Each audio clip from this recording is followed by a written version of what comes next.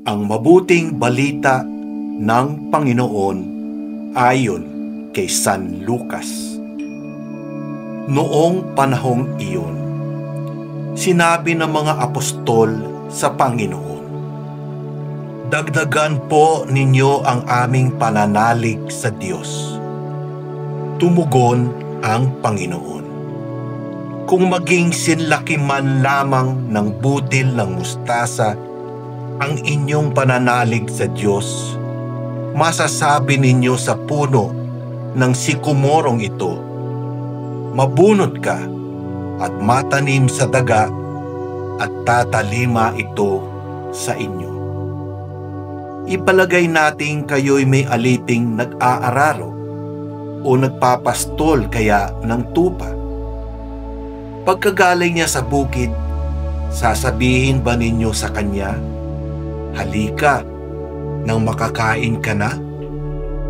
Hindi. Sa halip ay ganito ang sinasabi ninyo, 'Ipaghanda mo ako ng hapunan. Magbihis ka at silbihan mo ako habang ako'y kumakain. Kumain ka pagkakain ko.'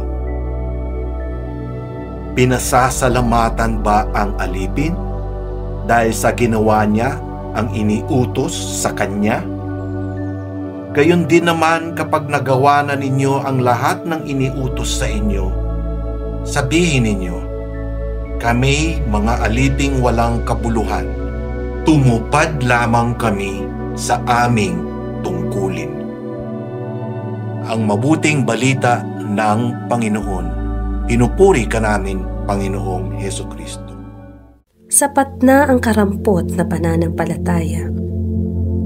Kung kaloob ng Diyos ang pananalig sa Kanya, tama rin namang hingi na madagdagan ito.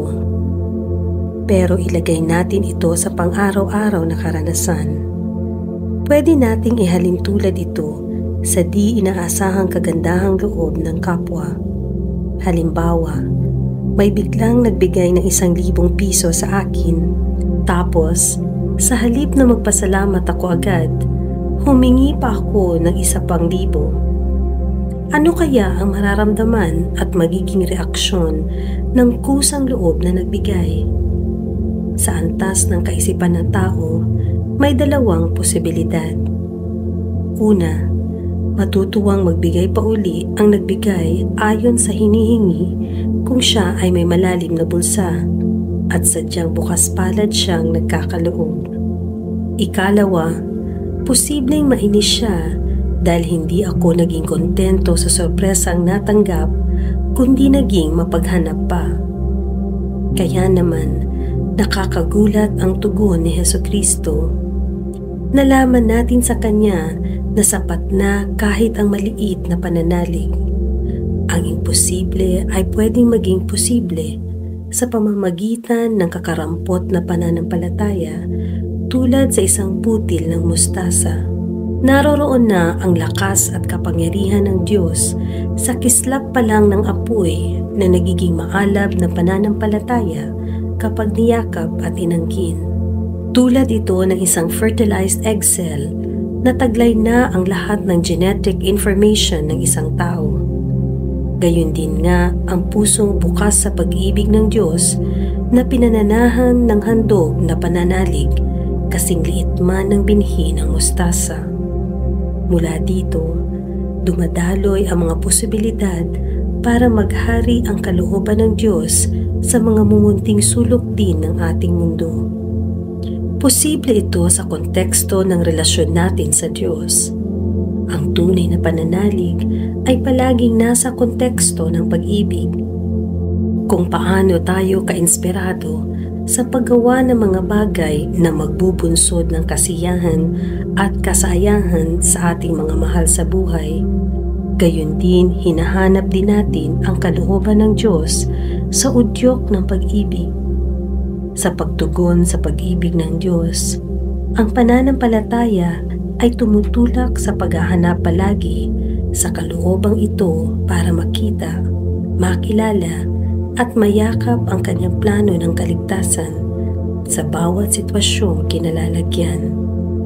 Sa ibang salita, ang pananalig ay nagiging daan kung paano magmamahal at patuloy na magmamahal sa lahat ng pagkakataon.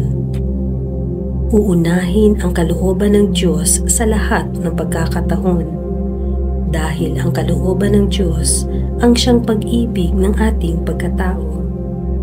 Tayo ang unang nakikinabang sa pagsunod sa landas ng Diyos. Pasasalamatan ba tayo ng Diyos kapag ito'y ating nagawa? Ayon sa talinghaga, hindi. Pero tiyak ang kanyang kaluguran at kasayahan. Sa pagsasagawa at pagsasabuhay ng kanyang kalooban, nasusunod natin ang halimbawa ni Kristo, napapalapit tayong lalo sa kaganapan at kabuuan ng ating pagkatao. Ang lahat ng ito ay nag-uugat sa pananalig maging kasing liit man ito ng binhi ng mustasa.